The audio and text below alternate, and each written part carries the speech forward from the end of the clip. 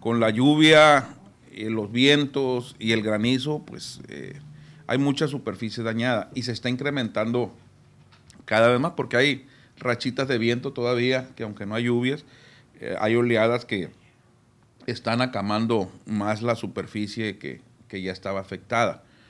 Y bueno, al parecer esto sigue para el día de mañana.